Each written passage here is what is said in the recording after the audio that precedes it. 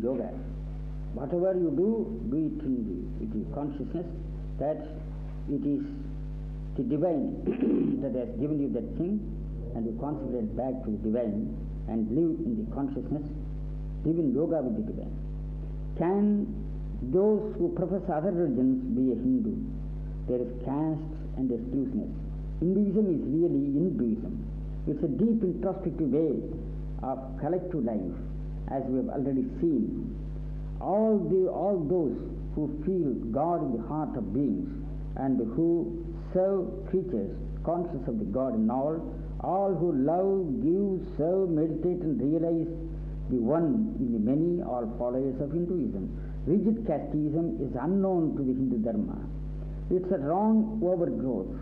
The Veda regards the human aggregate as a body. The brain thinks, the arm protects, the limbs move and act, and the legs walk and run errands.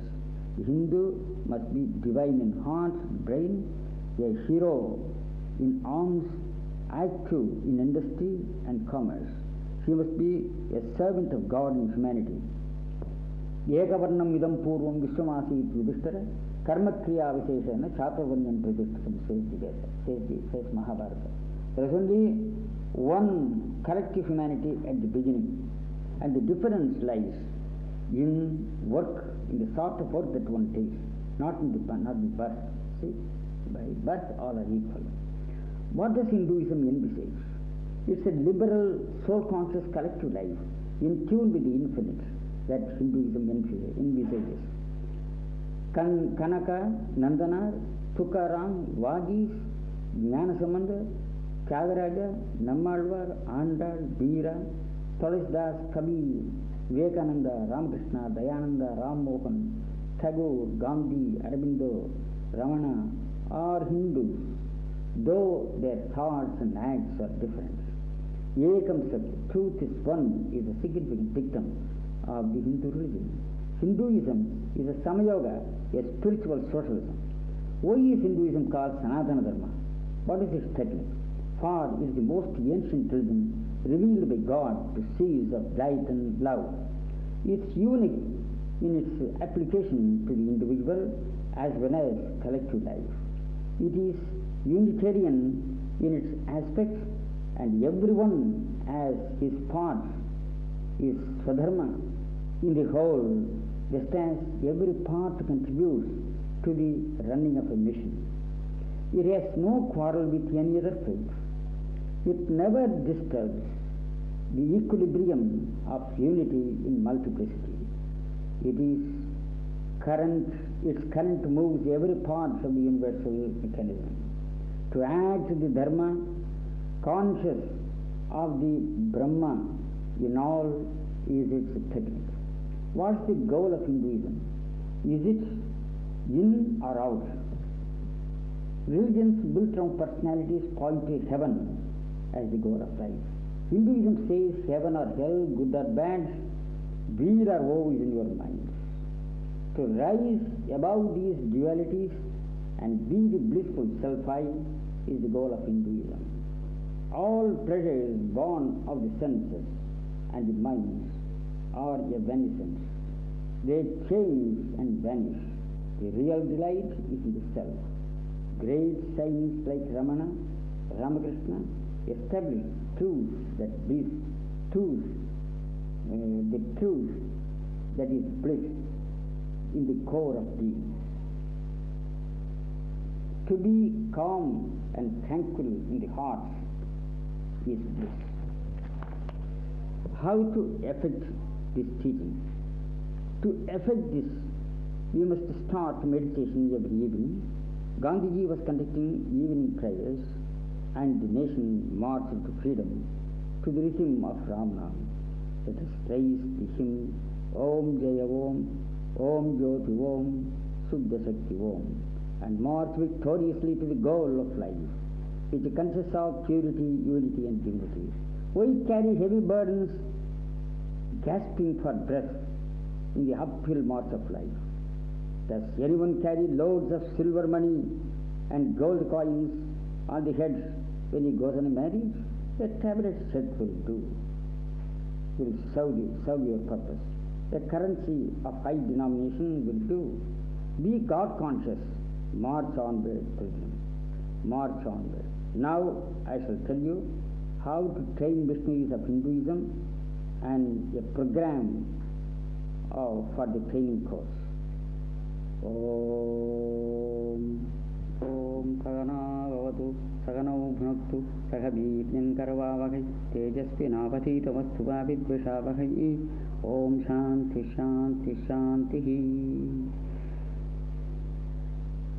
How to train missionaries of universal religion.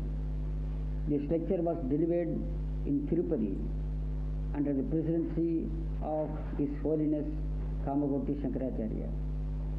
We have gathered here in the holy presence of our revered Kamagoti Acharya to consider dynamic ways of improving Hinduism. I mean universal Hinduism. Hindu Sanatana Dharma must accept its ancient glory and as well as its utility for the modern age. The Hindu Sanatani is one who lives in tune with the soul that is equal in all. The Hindu regards Om as his mantra, Veda as his scripture, Gita as his course. The Hindu accepts the Gita, adores Gayatri, protects the cow, worships God by meditation or puja. India's glory is the religion of the Vedas and Agamas. Our Sanatana Dharma is purely God-centric, and no, it's not man-centric. It's not a personality cult. It's a religion for all. All nations preserve their religious traditions in one form or other. Other religions have prophets, Bibles, symbols, shrines and missionaries. The Hindu religion is broken into sectarian groups. We must all unite and bring them under the truth of Ekam Sat, one God, one world and one soulhood of humanity. The first need of our religion is a well-chosen synthetic scripture which will be accepted and practiced by all Hindus and liked by others also. I have compiled such a book. It's called Veda Sadhanam. It contains hymns from the Vedas, Sandhya and Havanam, Gayatri, that is prayers and meditations on all Hindu forms of God, selections from Vedas, Upanishads, Gita, Smritis, Itihasas, Puranas containing universal teachings of Hinduism, bhajans selected from all the Indian languages and from the songs of great inspired saints, songs of unity and felicity chosen from Vedic hymns, mantra japas and Suprabhadam, Sahasranam and Lakshmi Stotram and Lalita Sahasranam. A textbook for moral classes. I am compiling such a textbook at the request of many savants. This contains episodes from the lives of great men, East and West, ancient rishis, saints, seer poets, heroes, scientists, adventurers, scholars, kings, with a moral on each page. The book contains 250 pages with an elaborate introduction on the universal codes of collective life. For instance, in the life of Ramanuja, his boldness in preaching to all Narayana mantra shall be taken. In the life of Shankara, the story behind Bhajagovindam, Manusha Panchakam and Shivananda Lahiri shall be taken. The book shall be an inspiring guide for students and elders too. A textbook of Hinduism, 250 pages, contains who is a Hindu, what is Hinduism, what is the essence of all the world religions, the history of Hindu Dharma, Hinduism among world religions, Vedas, Agamas, Vedanta, Siddhanta, 6 darsanas and dharmas, ashrams, 4 yogas, Raja Yoga, Bhakti Yoga, Jnana Yoga and Karma Yoga, sadhanas, yama, niyama, asana, pranayama, dhyana, dharana, pratyahara, dharana, dhyana, samadhi. Mantra, yantra, tantra yogas. Keep fit, health tips. Hindu ceremonies and their significance. Laws of karma, rebirth. Pancha yajnas. The cults of Shankara, Ramanuja, Desika, Madhva, Vallabha, Nimbarka, Basava, Nayanmars, Alvars, Megandar, Tirumular, Vemana, Samartha Guru Ramadas, Guru Nanak, Guru Govind, Ravalinga, Gandhi, Ramana, Sri Aurobindo, etc., etc. Temple worship, the importance of image worship, mantras and samskaras. Hinduism as universal religion. Missionary training, 7 missionary training. I can also undertake to train Hindu missionaries. I have a quiet, peaceful resort in the Yoga Samaj. I can dedicate that place to train missionaries. A camp of 1 month can be held during May holidays. The trainees shall learn 10 asanas, pranayams, inner pranayam as well as outer pranayam, meditation, Vedic prayers, the whole Gita, hymns of bhajans for bhakti sadhana and nama sankirtans, quotations and quotations from various ancient textbooks, questions and answers on Hindu Dharma, easy methods of curing diseases, how to do missionary work, the power of speech and action, hymns for Hindu missionaries. I suggest also a pilgrimage program of trained sadhus under the leadership of a sage. They will go to sacred places all over India, hold mass prayers, bhajans, yoga camps, Gita classes, worship in temples, chant Vedic hymns there. This will give a psychic awakening to the whole country. These sadhus will be exemplars before humanity of how a Hindu lives his dharma. During special occasions and marriages, the common book shall be distributed along with tamburam, and lectures shall be held on Hinduism. Let us fulfill these programs for the present and look for more services. And we must perform Havan constantly and bring round the Havan fire the whole community. All these things shall be fulfilled by the grace of Venkataramana. Jaya Jaya Venkataramana, Venkataramana Sankataharana, Letmi Varada Mampahi, Venkataramana Sankataharana, Letmi Varada Mampahi. Go on. Now I am going to speak about spiritual integration.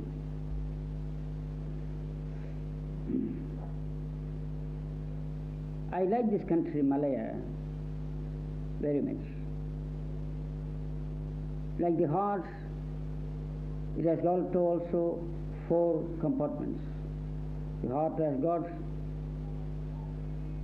auricles and ventricles, 4 chambers. Just like that, this country has also Christianity, Hinduism, Buddhism, and Islam. Fundamentally, all these religions are one, especially when we take into consideration the soul of man that is equal in all, the heart that is equal in all, and the love that is one for all, and the service that everybody must do. Take into consideration these things, there is a natural basis for all religions to unite. All religions have their origin in India and Arabia and China. Vedic religion is the most ancient. It's an impersonal religion. Vedanta and Siddhanta are its 2 lungs. Upanishad is its heart. This religion, called Hinduism, has become Unduism today. There is no organization, no missionaries, no support. The ordinary man in the street doesn't know that he is a Hindu. It is losing its strength and solidarity every day due to the impact of other religions. There may be 400 crores, there may be 50 crores or 52 crores or 54 crores of Hindus increasing every day. In a few years it will become 60 crores or 80 crores. Today, increasing every day, but they are broken to 1,000 sectarian camps. Buddhism, an offshoot of the Vedic faith, is the crowning religion of today. More than 75 crores follow it. Buddhism dominates China, Japan, Southeast Asia. There are thousands of bhikkhus to propagate this religion. The Christian religion, which comes next, counts several crores, more than 70 crores of followers. Islam, more than 40 crores. Jains, 15 crores, 15 lakhs. Sikhs, 57. And Zoroastrians, 1.25 lakhs. What do these religions say?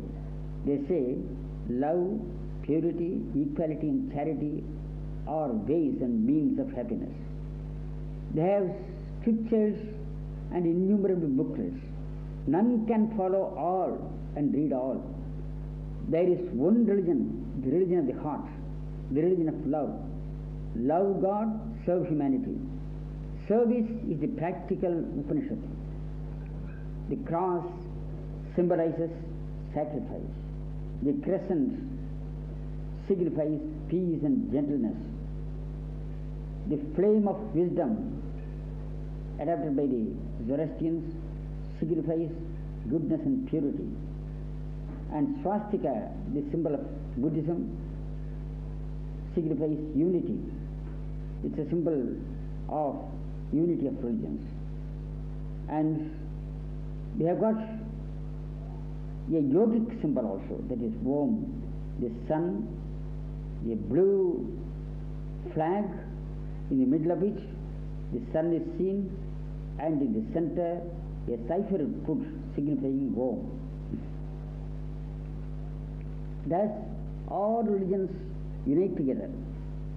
But really, religions divide humanity. The modern dynamic religions are personality cults. They come from prophets. But there is a religion purely God-centric, and that religion is the religion of the Vedanta and Shuddhananda. There is only one religion for all. It is binding the minds back to God in the heart through intense love. Today, religions are broken into group prejudices. The groups of disciples are engaged more in boasting themselves and declaring others than in practicing truth and love, which are the essence of religions.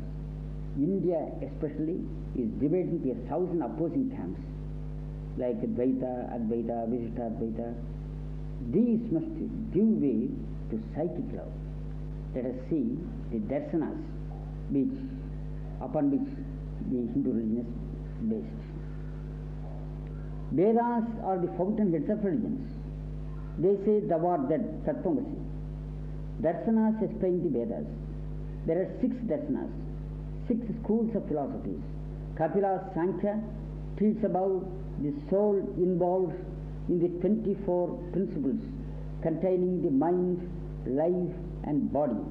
The Jiva uses body, mind, life and senses for its expression. The Nyaya philosophy of Gautama, through induction and deduction, arrives at one reality, that is God.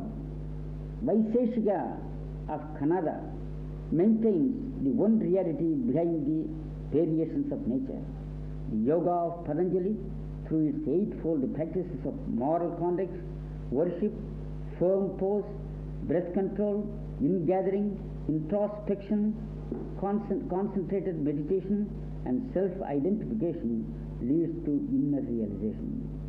The Purva Mimamsa of Jaimini insists upon karmas as the means of purification of the mind for the realization of the unique divine. Uttara Mimamsa of Vyasa, otherwise called Vedanta, which is the crown of the Vedas, maintains Brahman as the only thing that is, and everything is the manifestation of that unique one. The Gita, Upanishads and Brahma Sutras are the tripod upon which Vedanta stands. Truth is based upon the unity of hearts in divine consciousness. It unites all these religions and philosophies and finds unity in multiplicity. Therefore, we have to take into account all the essence of all these darshanas, the essence of the teachings of ancient rishis, and find out a new way, a synthetic way, by which the whole humanity can come together and adapt a path of love and service. Our darshana is prema darshana. It is intense love towards our fellow beings and expression of that love through service.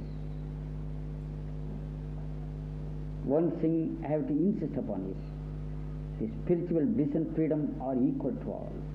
Perturbed mind is hell, peaceful mind is heaven. The creeds spun around personalities have raised world-dividing sectarian force. The evolutionary thought of humanity seeks to find out a forward means of cosmic existence in the freedom of the eternal truth.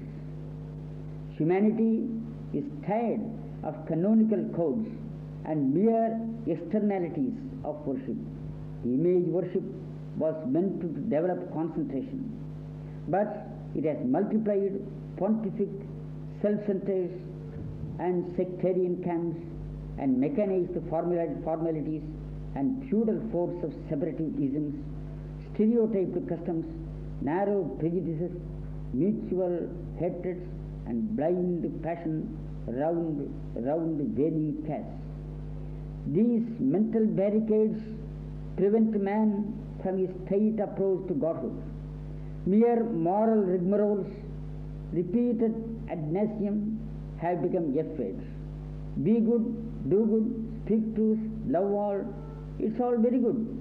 But if people really speak the truth and love all, what's the need of such heavy taxes, military budgets, and so many codes, prisons, and laws and punishments?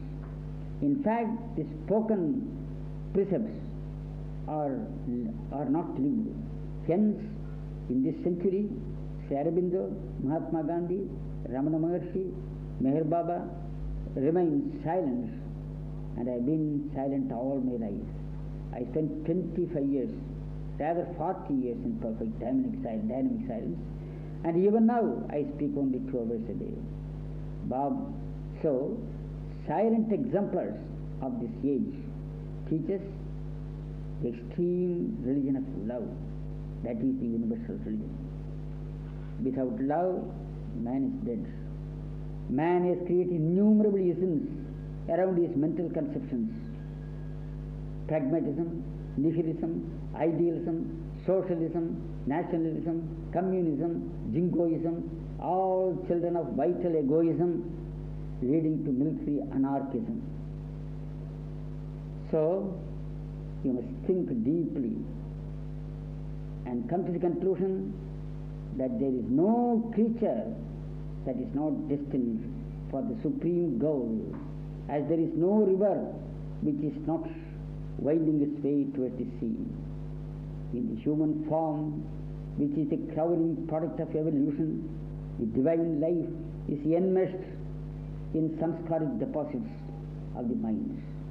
Like the dust that accumulates on the shoes of the traveler on foot, on the shoes foot of a traveler, these samskaras are gathered by the pilgrim as he treads the evolutionary path. The dust must be removed and the feet be cleansed. One by one, the many-colored attachments to the false must be relinquished. Bit by bit, the samskaric tinders, feeding the deceptive flames of separative ego, must be replaced by the imperative evidence of the unquenchable flame of truth. Truth and love are the systole and diastole of religions. When humanity lives in tune with the unique soul, the world can live in the peace and bliss of spiritual integration. This integration comes by a collective inner communion. By the silent communion, the mind settles in the self and unity is born. One humanity, this is the slogan of the time spirit. But is it possible in this world of multicolored variations, group prejudices and sectarian ramparts, castes, creeds and racial prides? Shakespeare speaks about man from the mouth of Hamlet. What a piece of work is man! How noble in reason, how infinite in faculties, in form and moving how express and admirable, in action how like an angel, in appreciation how like a god. The beauty of the world, the paragon of animals, and yet what is this quintessence of dust? Hamlet here thinks of man, the body. Man, body is verily dust and returns to dust. Hamlet also thinks man the soul. The soul is eternal. Any anatomist will tell us that the body contains 206 bones, 555 muscles, 2,50,000 sweat glands, 25 lakhs of sweat glands, 33 feet of alimentary canal, lungs that can hold 250 cubic inches of the air, 33 spinal bones, a brain space that can be spread out for 670 inches, so many nerves, glands and hormones. But the wise man seeks the man within men, who breathes in the lungs, who sobs in the heart, who sees through the sense windows, who tastes from the tongue, and who feels and thinks in us. The bulb is not the reality of the lamp. The flame is its reality, and there is a current passing through the wire connection to produce the flame. One current manifests as many, as light, heat, sound, air, coolness and motion. Even so, there are 4 parts in our being: body, connected by life, is to be connected life to the mind connected to the psychic heart, which is connected to the soul. It is like a watch in which the hands, wheels, air spring and other mechanisms are moved by a subtle force produced by by our keying it daily. The whole mechanism is the objective part of it, and the force of action is the subjective part. The objective part may be many. There are many kinds of watches, but the force, which is the object, which is the soul of the watch, is one.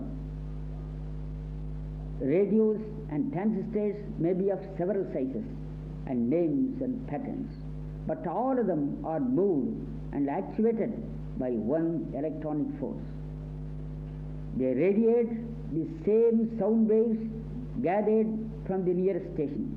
A transistor with no wire connection is able to pick up the local broadcast exactly like a big radio with aerials. How? Because the connecting sound waves have the same ethereal forces behind them. Even so, whatever be the outward appearance of man, their subjective life spirit is one, and in that oneness we find perfect unity. Bulbs may be of many colors, but the current and flame are one. Weights differ from the balancing force, but the balancing force is one. Reeds are many, but music and harmony are one. Trees are many, but the garden is one. Shores are many, but the sea is one.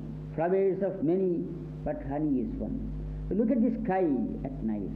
There are billions of stars in the Milky Way itself. In the Milky Way itself, there is an assemblage of more than 300,000 million stars. Sun is the nearest star at a distance of 4.2 light years, or 25 into 10, 12 miles. This earth is a chip of that sun. It's an atom in that vast universe. What are we in this earth? A tiny speck in the firmament. Can this speck, this electrified atom, deny the limitless expanse and its mysterious creator? Albert Einstein says, the harmony of universal law naturally reveals a super intelligence behind this universe and universe of multiforms. The human intelligence is an utter insignificant reflection, a nothingness before that omnipotent reality called God. The diversity of phenomenal worlds and jumble of many things in it have their subjective unity in the numinum, the unique one in all. The dreamers of one humanity must realize this one divinity in all. The art of realizing is yoga or religion. It is otherwise called, it's called now yoga, but it must be really called yoga. Both carry the same meaning, to yoke the mind back to the soul and the soul to the divine. Mind is the connecting link between body and soul, and psychic love is the current of that inner connection and communion.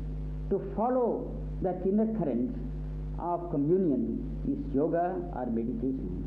When mind, wandering through the senses, lives in body consciousness, it finds itself in a kaleidoscopic world of many differences of names, forms, formalities, manners, creeds and races. When mind through psychic purity lives conscious of the equal spirit, it sees unity and harmony. It sees the self in all and all in the self. I show you a group photo. You are interested in it when your picture is in the group. You are interested in a magazine when your article is there. You keep your hands in the chest and say, I am so and so, I have written this. This I is dominant in our thoughts and words and acts. This I is like the silver screen upon which reels of many-colored world play. Reels of many-colored world play. But the I must be continuous, conscious. It must be conscious of the witnessing light in the projector, whose rays shine on the screen. This I, wandering while with the mind of sense impressions, is tossed by modes and dualities of the lower nature. Then it sees many variations, many sensations, perceptions, impressions, and loses peace and power. This I, withdrawn from the mental modifications and connected with the psychic heart and soul, sees the unique one in all and reaches the fountain of self-delight. Francis Thompson, in his famous Sound of Heaven, says, "Ah, fondest, blindest, weakest, and he whom thou seekest, all things betray thee, who betray thee. Naught shelters thee, who will not shelter thee." That majestic reality, that mystic reality is the soul of unity. There is a mystery behind the mystery of the universe. There is only one religion for all. That religion is yoga. Yoga means unity with the divine, yoking of the mind to the divine that is in all. It is binding the mind back to God in the heart through intense love. Today, religions are broken into group prejudice. The groups of disciples are engaged more in boasting themselves and declaring others than practicing truth and love, which are the essence of religions. India especially is divided into 1,000 opposing camps. These must give way to psychic love. The psychic love is the central flow current of all religions.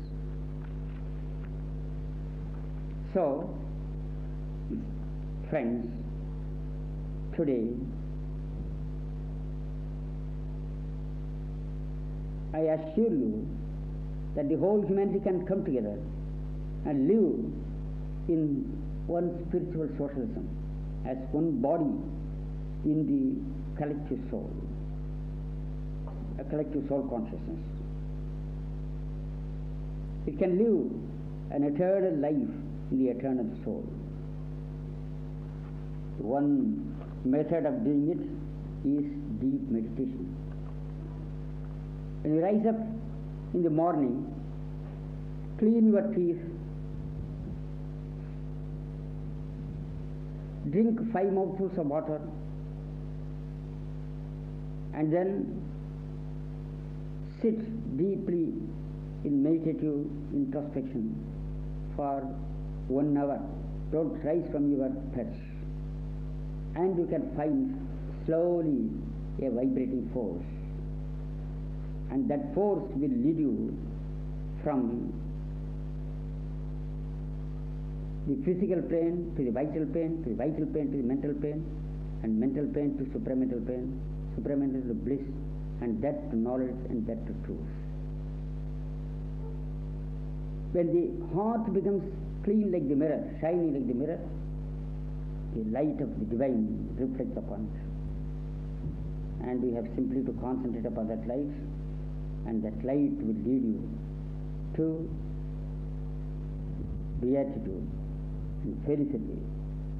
You can enjoy divine felicity within you. The solution for all ills of the world is dissolution of craving, egoism, and greed for power.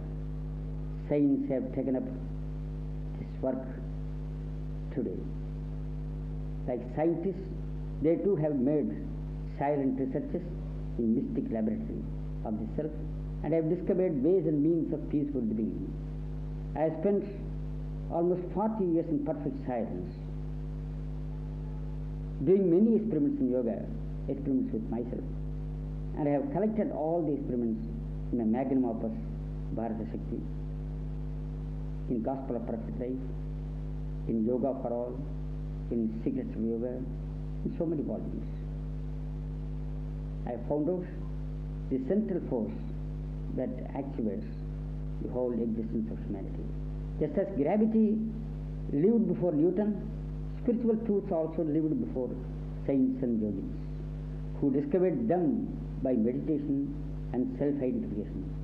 Scientists discovered the atomic force, and yogins discovered the atmic force, millions of times more dynamic than material forces.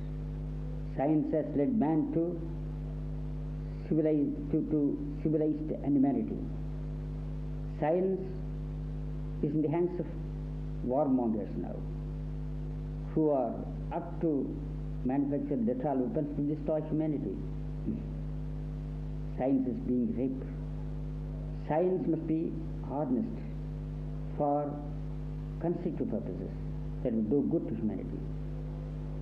It must unite with yoga, then only it can do good to humanity.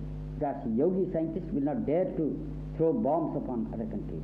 My great mission in life is to raise the collective life of man with the scientific foundation and yogic edifice. Rather, scientific basis and yogic superstructure. Yogins lead man to blissful divinity. Scientists have created cosmonauts. Yogins have created souls of cosmic consciousness. They have led the evolution of consciousness from animality to humanity, humanity to divinity. Science in the hands of warmongers has led men from humanity to brutality.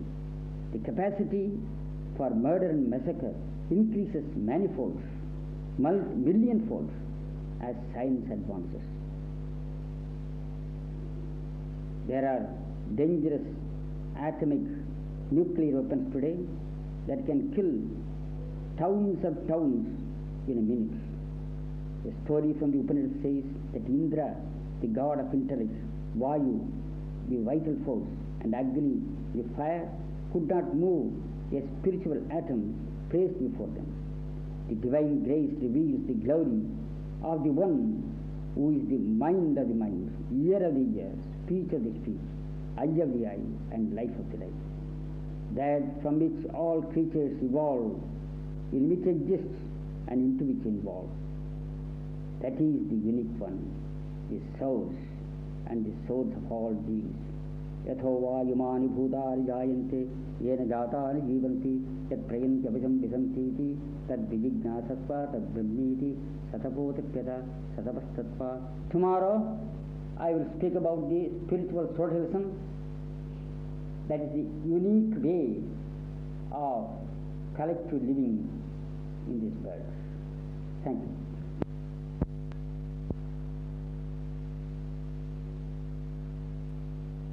Brothers and sisters of Geneva, I am going to deal with many vital subjects. First of all, I shall draw a picture of how the present world is. Then I shall go to the minds which controls the mind, the life of all human beings. Next, I shall tell you how to train these minds so that humanity can live with mental peace. And then I shall deal with the spirit that is behind the minds and go to spiritual socialism. 1. The book of life is an ancient account of hopes and failures. More failures than hopes, more tears than cheers. Except a few lines of pleasure here and there, its pages are painted with the black ink of dark despair and doleful disappointments. Fear, anger, treachery, betrayal, perfidy, lust, greed, envy, hatred, anxiety, passion, murder, disease, death, etc. are some of the chapter headings of this book of life. Lust overlaps love. Fear follows hope. The book of life, though bound in gilded beauty and wanton pride, contains stories of mental worries and vital passions which overthrow peace and patience. Take any page, you will taste poisoned honey, tempting pleasure and vexing grief. Shakespeare and Schillers have woven tragedies from the comedies of existence. A loves B in a heat of vital passion. B pretends to love and ruins A and runs away to C. C becomes a rival enemy of A and acts the climax of tragedy. For the sake of B, A and C fight, and the three are caught in tragic danger.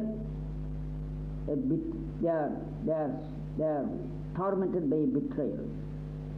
An innocent man gives advance to a friend who comes close to him to purchase a machine. The friend spends everything and dodges.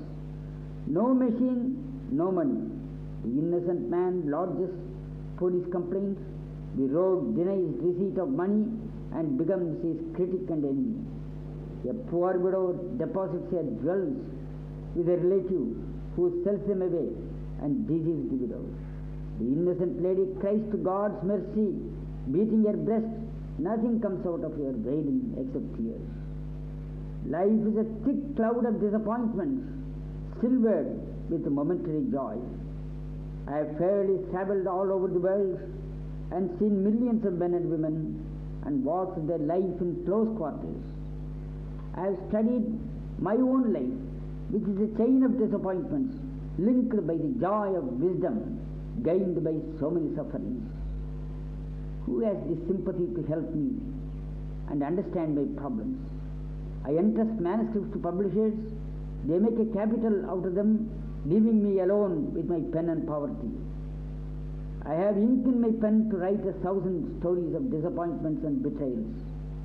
During my long world tours, I have seen peculiar cases of desperate grievances, tragic scenes of human betrayal. How many Iagos, how many Tartus and Don Juans and Falstaffs played discords in the concord of conjugal life. See the international life. Why should one nation hate another? Why should Laos suffer and Algiers and Congo? And indeed, why should Africa suffer from nations equipped with atomic missiles? And why should poor people's money be spent for nuclear weapons by pragmatic political scientists? From kitchen to Kremlin, the world is a warfield threatening extinction of man. I happened to meet in Germany a Jew who gave the frightful accounts of sufferings during the World War. He came from Dresden, which was heavily bombed, and his home, family and children were shattered to pieces by air bombs. His mother was a pious lady, a hotel keeper, and his father, an electrician, died of shock. He prayed to God, but God could not raise the dead nor bring him food. His faith was shaken by rude shocks of life. Yet he had a corner for God in his heart and demanded, can my Sunday prayers bring me money? No Sunday prayers, but everyday work will bring you money, new means of living, my poor brother. I saw thousands of children left forlorn in the streets, and each child was a novel and drama of tragic destiny in life. Their parents were killed in cold blood by Nazi tyrants. A vegetable farmer, in Potsdam collective farm, gave me such an account of his customers, rich and poor, that I can weave 1,000 thrillers from his stories. His life everywhere is bloody, miserable. Can a better life dawn upon humanity? Is there hope?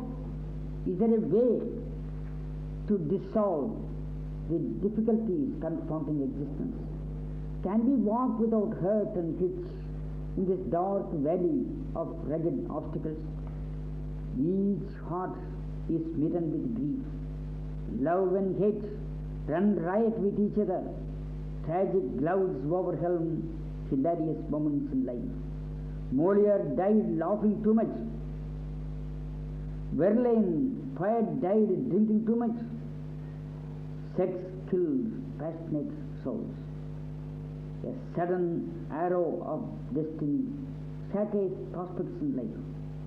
Trudging across the busy Ginza street in Tokyo, I saw a man who lost everything in the nightclub and gambling booth and turned mad and was taken to lunatic asylum as a dangerous man.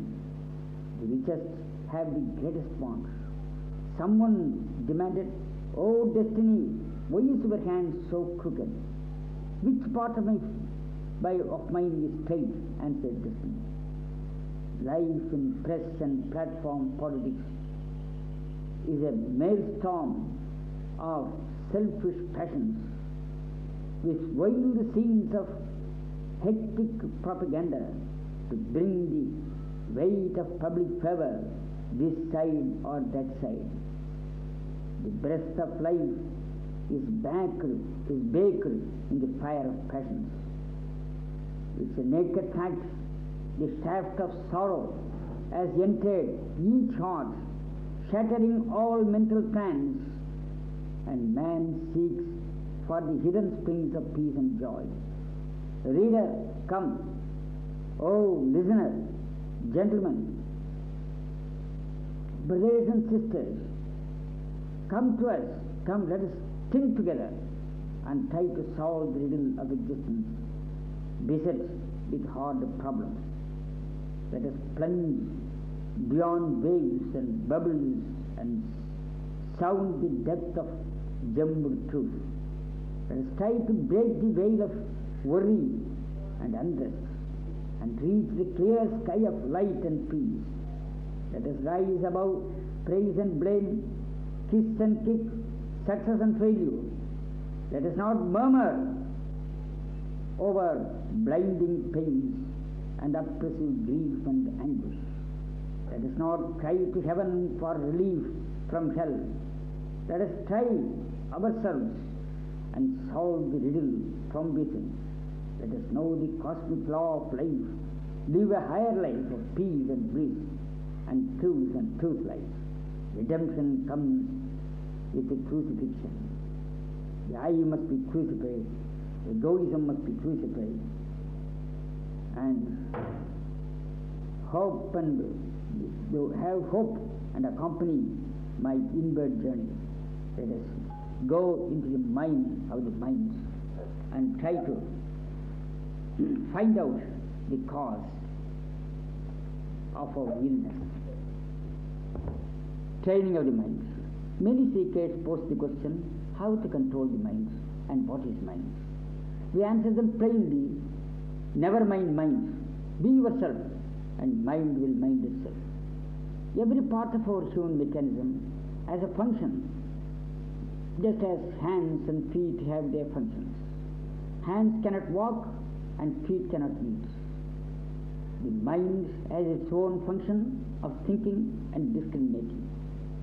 If the thinking power is directed towards the self, it becomes ennobled.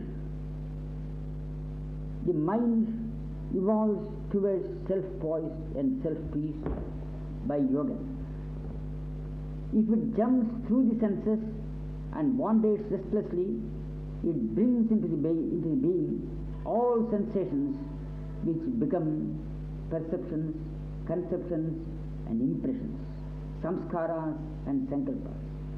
Samskaric egoism is the greatest impediment to peace and self-realization. Mind is a mystery storehouse of past impressions and ruminations. It cannot be forcefully controlled. Bundles of sankalpas, samskaras and karmas are huddled in its corners. These are impediments to peace. There are three kinds of karmas: sanchita, the past store; prarabdha, action done in the previous birth; and agamya, karma produced now to be enjoyed after. There are actions and their results from the long past, enjoyed a bit at present and extended to future births. It is very difficult to wash them off. They lie in ambush, ready to jump upon us and dislocate our undertakings. You will close yourself in a lonely room, but these karmas will drag you to the street and lead you by force. The mind, like a drunken imp possessed by a black devil, keeps violently tossing about here and there. Handle it gently and tame it to do some useful work. Sing to good songs and keep silent, steeped in good stories and hearing good discourses. When a painter paints pictures, he forgets other thoughts. When a poet composes his songs, he forgets the pinch of poverty. An Indian sculptor was fashioning the image of Christ on the cross. An Italian sculptor was fashioning image of Christ on the cross. It came out so exquisitely that another sculptor was jealous of him. The latter reviled him. The master sculptor was deaf to his vulgar words. The villain smote him with a stone, and blood was dripping from his head. And the sculptor said, "Ah, Christ, this is your blood dropping from your friend." The sculptured drops of blood falling from the cross. He felt the wound only when the work was finished. The villain accepted the genius of the master and fell at his feet. Like this, you must forget the worries of life by engaging the mind in art, music, holy concerts. This is the first step to train the mind. The second is to give some interesting routine work to the body and the senses. That work must be done with a spirit of dedication. Weaving garlands, gathering flowers, cleaning the floor, gardening, washing clothes, or any useful work can be done with the name of God, Ram, Hari, Krishna, Shiva, Om, Christ, Jehovah, Allah, etc. One name must be chosen and muttered silently as you do the work. For instance,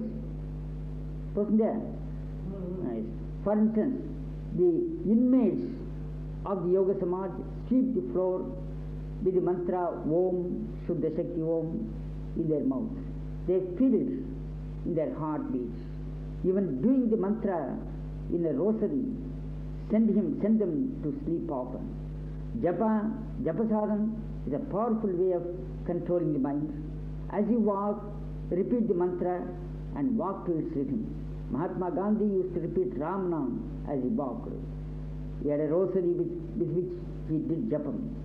But later on, he muttered Ram Nam as he stand in the Kisan Charka. Then he did it with each heartbeat and breath, and the mantra became natural to him. He breathed in Ramana and breathed his last, saying, Hey Ram. Mahatma Ji never spoke, at least spun out the stipulated quantity of yarn every day. He controlled his mind by Ramana and the serenity of national service. Forget yourself in the joy of service. The mind shall automatically come under control. The mind wanders in uncertainties until it finds its Lord in the heart. Janaka arranged for an assembly of princes and made Sita choose her sire. She said, no, when a companion gave a description of each prince. When she stood near Rama, she quickly garlanded him and bowed down her head in silent bashfulness. Even so, the mind sinks into silence when it touches the self. This is not done by book lore. When we see medicine bottles in a house, we conclude that the inmates are sick. When a man's room is full of novels and sensual literature, imagine that the man is sick in mind, depending for his pleasure on obscene literature. Choose a few inspired books and read and think and assimilate the truths in life. Try to live a good book like the Gita and the Bible. We will train the mind in good thoughts and purify the intellect. Do not give room to talebearers and scandal mongers. Keep the eye and ear serenely engaged in right action, then all evil propensities shall leave you. The car cannot run if the tire is punctured. The evil mongers are like thorns and nails on the way. They puncture the tire of your vital minds and waste your energy. Close your ears to scandals, your mouth to false impulses, and your eyes to sinful sights. When your mind feels egoistic, look at the sky and say, Oh mind, what are you before that infinite firmament? Look at the myriad stars and feel your littleness in this little brittle earth, on this little brittle earth. defects and rectify them. Do not prick holes in another's pockets. Do not prick holes in another's pockets. Mind is full of opposite currents created by vital desires, lust, greed, envy, and anger, and egoistic upsurgence. These must be put down, or the man shall become another Don Juan. There was a gentle sadhu who did harm to none, who worked in a garden and gave the fruits and tended a cow for his milk. A rich rogue wanted him to appear for a false witness, which the sadhu refused, saying, "Truth alone wins, falsehood brings troubles." The rich man challenged his statement by saying, "Truth suffers like Harichandra, and you too shall suffer." He scandalized the saints by spreading false sex rumors. One day he bribed a lady to tempt the saints. The lady brought him sweetmeats. The saint refused to touch them. She cried, "Oh, come, this saint has molested me." She cried wantonly. The saint left the place and stood under a mango tree. It was the mango season. The rich man let loose the gardener upon the saint and made him cry, "Oh, help, help, this man robs our fruits." The rich man came with the police and charged him with theft. The constable received bribes and sent the saint to jail. The saint kept silence, trusting that God shall reveal the truth. The rich man had filed suits against his brother, who was a devotee of the saints. The case was defeated, and the rich man had to pay the brother a large sum of money with costs. He had spent all his money in litigation, and the whole town knew his evil ways.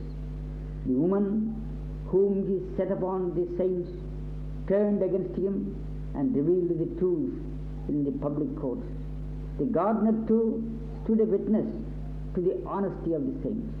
The rich man became poor man in a day and a wicked man before the public. The court condemned him and set free the saint, who was honored by all people. Keep calm, trust in God, be good, do good, evils cannot prevail over you. Evil mind cannot affect your life when you awaken the good emotion which also lives in the same mind. Next, cultivate psychic love.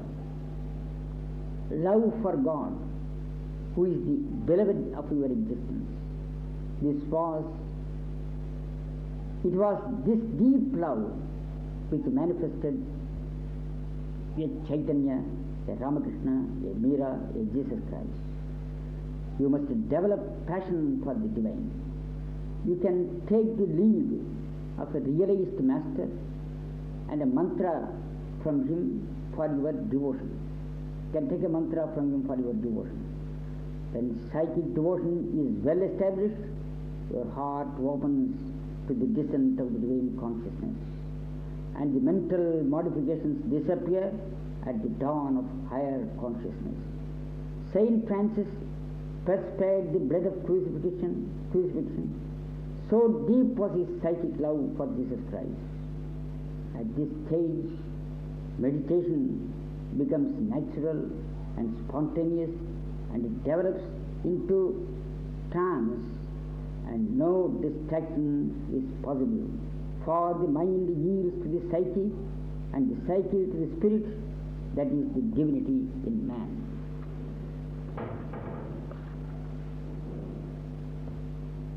How to conquer this mind, which is always wandering? There are intrinsic inner sadhanas of mind control and conquest.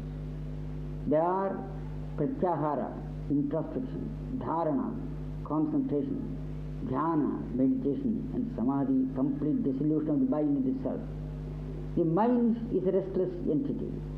It's a subtle collection of perceptions, conceptions, impressions, and emotions.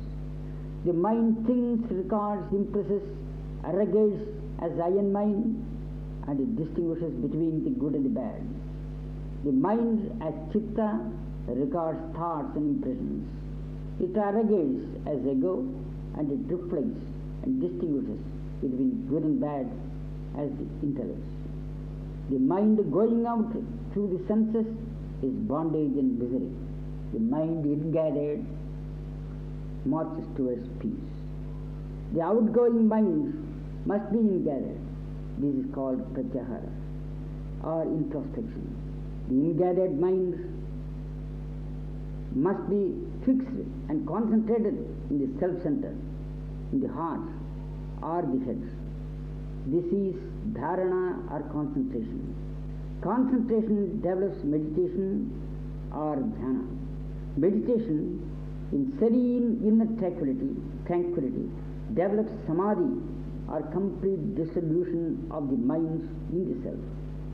Thus, the self-empire is possessed by the yogi who has complete mastery over the mind. Conquest of the mind is real conquest. He conquers the world who conquers the mind. Yidam jagatkena manohiyana. Wonderful powers are developed by concentration, meditation, and trance, samyama. But they are trivial before the delight of self-bliss.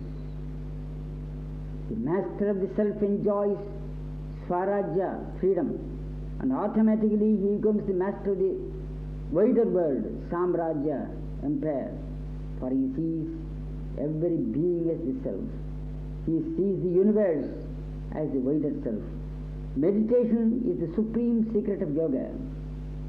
Ingathered, self-fixed, undisturbed meditation is the calm, serene tranquility. In this calm, serene tranquility of the heart is the central sadhana, and it is the synthesis of all paths of self-realization. I have developed meditation since my boyhood. As a boy, I used to gaze at the vast sky. There cannot be a greater and grander phenomenon than the sky. I used to meditate upon the sky as the form of God. I never failed to adore the splendor of the rising sun and the setting sun. The sky is the body, sun is the soul of God in nature. I saw God in nature. I saw God in the sun and his radiating splendor in the rays. I regarded the sun as the pure almighty grace and the rays as his inseparable Shakti or energy. The sun is a symbol of pure almighty grace. The vast heaven, Akasa, is Nada Tattvam, sound principle. It is symbol of Om, which is the word of God. So the mantra Om Suddha Shakti came to me. I muttered Om Suddha Shakti Om with each breath, and the breath rhythmized itself to the mantra naturally. Pranayam became natural. Then the mind gradually became introspective.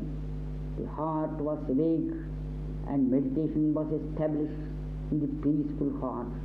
Ceaseless meditation developed samadhi, and that developed in course of time the Mahaturi Samadhi by silence and solitude and purity of living. Mind makes the man, mind control makes the saint, and thought force makes a hero. Thought conquest makes a sage. Mind is a twilight entity. It plays the double game of good and bad. It wanders through the senses and regards sense impressions which develop into conceptions and become a second nature. So the mind must be carefully trained, controlled, subdued and conquered to the divine way of thought and action. Patanjali The authority on Raja Yoga, which is the yoga of mind conquest, says clearly that the mind can be controlled by steady practice of concentration and non-attachment and austerity to object of senses. Through non-attachment to objects and austerity, the outgoing mind is checked and desire waves are stopped. The mind must be detached from objects and attached to the eternal soul. The modifications of the mind must be suppressed and barricaded by a strong willpower. The mind becomes steady by habits and proper direction, by inner attention and self-concentration. You must remember always the essential divine nature of the soul, which is yourself, and push off all other disturbing elements from the mind. The concentration and meditation must be a continuous flow of consciousness. Have a regular hour for meditation. Sit firmly closing the eyes. Day by day meditation will become natural. Just as you hunger for food, you will then hunger for meditation, and through meditation you will get self-knowledge. Sit quiet and everything shall come to you. Find out the Gnostic equilibrium and sink into balanced meditation. The world shall seek you. Satisfy mind's hunger, food shall seek you. Ramana Maharshi sat unconscious of the body and the world for 12 years and attended Sahaj Samadhi. I sat for 25 years all of four in a room without coming out of the room even, taking only fruit juice when I was angry. And during that time I was able to do tremendous psychic work. Simply observe three formulas. The simple method of inquiry. Naham, I am not the body. Koham, who am I? And Soham, I am he, the Atman. This is the formula of self-realization. That the mind hunger after God in the heart, then God shall take care of the body. With such an abnegation, one must dive deep into the heart, and all the spiritual experiences shall be added unto him. Live, breathe, move, and act in God consciousness. Then head, heart, will, nerves, and body shall be perfect without any exclusion. Knowledge fulfills love. Love brings light and joy to knowledge, and work blossoms from the joy of knowledge. Love, work, knowledge love. Work is bondage unto him that is bound to work is bondage to him who is bound to desire. Work shoots out into cosmic love, branches into impersonal actions, consecrated to the cosmic divine. In the case of one who knows how to work. Work is freedom unto the lover that acts from deep, serene, inner, passive tranquility. The luminous self, well-controlled mind, withdrawn from all egoistic desire, a mind well established in the self, the sage of wisdom is full like the vast deep. He is dispassionate, untouched by the world of dualities, always equal visions to friend and foe, equal-minded to joy and pain, equal-hearted in love. His breath is a continuous flow of meditation. He knows that everything in this world is an act of nature through the human medium. He is free from the least tinge of ego, fear, selfishness, hatred, envy, lust, anger, and their impious hordes, hooting, looting, and fighting mental peace. The sage of Brahmic stage has superabundant love of the divine, and wherever he is, however he acts, he lives in the divine beatitude. It is the divine that acts through his instrumentality, and this is the crown of knowledge, self-light, radiating into love, and love blossoming into work, and work fructifying into divine fulfillment. Oh, and now I am going to speak about spiritual socialism.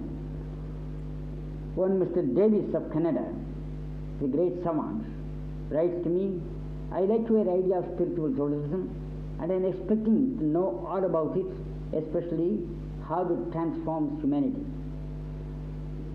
He has sent me a beautiful pamphlet entitled Christocracy, in which he says, the sensual man delights in idols, heroes, tin gods. He worships money. The philosophy of his life is eat, drink, be merry, because tomorrow you die. Through strenuous efforts and struggles, he established a primitive order of society, which we call autocracy, the rule of a single man over all the rest of the population. Then he evolved bureaucracy, which constitutes the system of governments under which democracies live at present. Then came the rule of the people. All these three forms of government died, and died their natural death. Anarchy is taking place everywhere. We want now the fourth form of government based on the teachings of ancient sages. We will introduce the listener. We will introduce brothers and sisters to a new system of living, to a new gospel of living, which we can call spiritual socialism, a system of living which is an efflorescence of the spirit that is immortal in man. There are three isms in politics: nationalism, communism, and socialism. All of them want a welfare state for humanity. Socialism tries to apportion the wealth of all for the good of all. Communism pulls down plutocracy and takes away the money power violently from the rich. It is a rule of the farmer and factory laborers. Nationalism claims everything for the nation. All the three are egocentric human movements. They have failed to bring peace and harmony in the world. Politics has failed in its endeavor to make mankind happy. We see only daily wars and turmoils. Prophets of religions came here to unite us and lead us to a better and happier destiny. They came with messages of love, peace, and service. They came like the vernal smile of the virgin dawn to brighten our hopes and enlighten our life, eclipsed by dark mental despair. They came to extricate helpless human beings bogged down into the mire of lust, greed, envy, and mental worry. They tried to lead mankind out of the strifes and sufferings of the infernal mammondom. They kindle the introspective lives in retrospective minds. But the unregenerated man misconstrued their mission and built sectarian fortifications around names and personalities. The Buddha taught us the Dhamma of love and compassion. Jesus Christ, the symbol of patient sacrifice, offered to bring the kingdom of heaven here and called us to meekness, purity, and perfection. Muhammad Rasul infused a strong faith in God, the Almighty, Guru Nanak taught equality of vision and tolerance. Ramakrishna taught us how to attain the grace of God. Ravalinga called humanity to come out of the old framework of caste and religion and live united in the equal spirit. Sri Aurobindo, the Superman, the greatest modern thinker, dedicated his tapasya to bring a new transforming force that shall divinize man and heavenize earth. He built up a new communion in his famous ashram at Pondicherry, in which there was no problem of caste, creed or nationality. East and West lived there amicably, and matter and spirit had their proper place in the larger life lived by the gems that were attracted by the mother's spiritual dynamism. Sri Aurobindo was the maker of India's spiritual dynamics. Mahatma Gandhi, the apostle of non-violence and satyagraha, tried to build up a Sarvodaya community in which private possession was allowed and people work was not allowed, private possession was not allowed, and people work and live each for all and all for each. Ramana Maharshi, the greatest jnani of the age, transcended all cosmic riddles and touched the fountainhead of existence, that is the self-I. He directed us to the pure I-amness, which is the reality of all beings. He is a purely subjective philosophy of the heart self. His is the pure subjective philosophy of the heart self. He shone there like a mountain light flaming with the wisdom of I am. I is the focal light behind the film play of his existence. Even at the moment of passing away, he said, I am here. To him, the body and its entanglements are only no I, imposed upon the immortal self-I by the mind. There are other centers of new life all over India, all over the world, each with a message of its own. Dayalabad is a powerful industrial center, industrial communion. It begins and ends with daily routine of gigantic cultural and industrial activities, with collective prayers and meditations. The inmates practice Sabda Yoga, concentrating upon the Om sound heard within and develop concentration and meditation. The Gita Bhavan at Rishikesh, on the banks of the sacred Ganges, is a powerful center of Sanatana Dharma. Devotees gather there for holy concerts and for the study of Ramayana and Gita and live in the love of God. Paramatma Niketan is a lovely place for meditation and spiritual nature. Shivananda Ashram is a beehive of love, work, meditation and service to humanity. In Vrindavan there are ashrams dedicated to the cultivation of Krishna Bhakti. There are ashrams run by saints here and there where the Guru is adored as God. I have seen Mahesh Yogi's ashrams, calm and quiet for meditation. In Europe itself, in Geneva, in France, in England, I have seen many places dedicated to yoga, excellent places for calm meditation. There are too many personality cults in India and the world, each personality declaring himself as God, inviting surrender from believers. Everyone has a cult. Disciples of one cult cannot contact others. A cannot go to B, nor B to C. This is the basic evil of personality cults and group mentalities. They divide the land into sectarian ramparts and separate egoism. This stands in the way of spiritual unity. We see several ashrams in the world. I almost visited all important ashrams and spiritual centers and cultural centers and educational centers also. But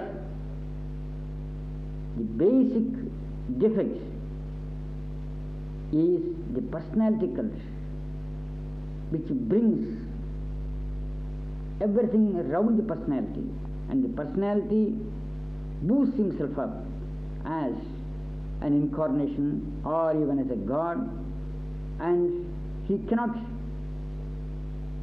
keep himself, walk in harmony with another personality. That's the difference. Spiritual socialism takes a broader view of the human aggregate. Attend to me.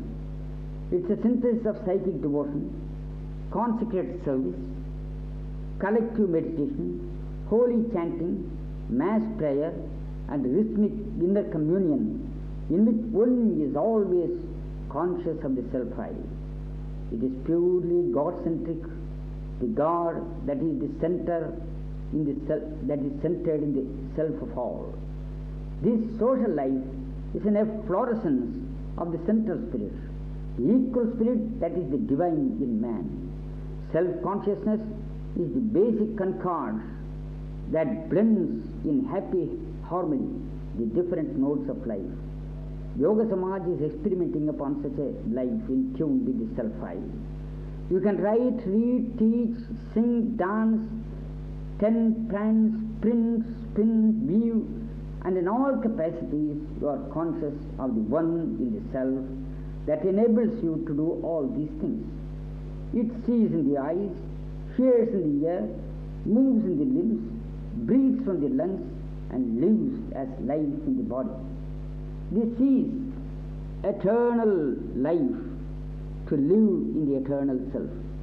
There is none good but one, that is God, says Saint Mark in the Bible. It is not you that speak, it is the Spirit, your Father, that speaks, says Saint Matthew. Upanishad says, not the mind, but the thinker in the mind, that is the Brahman. The Vedic Rishi comes before us as the pioneer of this revelation of collective life in the unique self, otherwise called spiritual socialism. The Vedic sage reveals Satya, the truth of the inner spirit, and Risa, the cosmic harmony flowing from the central spirit. Gayatri, the Vedic mantra, leads the mind's mental man to the glory of his inner spirit. The Vedic Rishi laid the foundation of life divine, which is the collective life of humanity, built around the truth of Ekam Sat, the unique truth of God in life. Before the serene peace of the dawn and the dusk, the Hindu meditates upon the self and the whole communion with the universal self in nature. He prays for the good of all, for the felicity and harmony of all humanity. The evolution of the human entity towards divine reality is the object of his worship. The sage of India envisages a collective life in the spirit, in which everyone has his place, his duties and obligations, and everyone lives conscious of the equal self in all. The intellectual, heroic, industrial, commercial, and servile functions of the society are organized to keeping intact the self-consciousness. Thus, the spiritual progress, cultural uplift, military prowess, agricultural and industrial standards are kept intact, and everyone is the master of himself and the servant of the social unit. Self-consciousness is the root, watering the root is cherishing the fruit. This is spiritual socialism, or spiritual integrated life of humanity in tune with the central self. The time spirit has given a rude shake to rigid traditions of afraid casteisms. We have to meet the challenge of the atomic age, in which barriers between nation and nation are overthrown by telecommunications. The bold despotism of group mentality melts away before the flaming manifestation of the latent spirits. Social evolution fomented by politicians has failed to restore peace in the world, for peace is embedded in the self-I and not in the mental ego. When the self-spirit wakens in men and branches out into the freedom of coexistence, then the tree of human existence shall smile out to flowers of spiritual fragrance and put forth ruby fruits of divine sweetness. This is spiritual socialism. This is Vedantic harmony, and this is the kingdom of heaven promised by Jesus, and this is the Dhammarajya envisaged by the Buddha, and this is Ramarajya of Gandhiji, and this is the Atma Swamara Samrajya of self-wide empire of the Vedic Rishi. And this is spiritual socialism, towards which the socialistic patterns of modern ideologies are slowly progressing. Oh, oh, come lovely souls, sweet with your smiles, sing happy hails, greeting equal souls. Home is our name, heart is our home, the truth is the same, beyond name and form. Life is its breath, love is its worth, joy is our health, in God's commonwealth, in God's commonwealth. Accord is mirth, discord is death, care is our filth, good peace is our wealth, graceful and kind, tranquil in mind, go deep and fine, Lord's light behind. When mind is pure, He is there sure, open heart's door, and behold Him there. It is our soul, I is our soul, God is our goal, I is our soul, God is our goal, to God yoke the soul, that is yoga for all. That is spiritual socialism, that is the unique force which unites every ism in the soul, and that is felicity for all.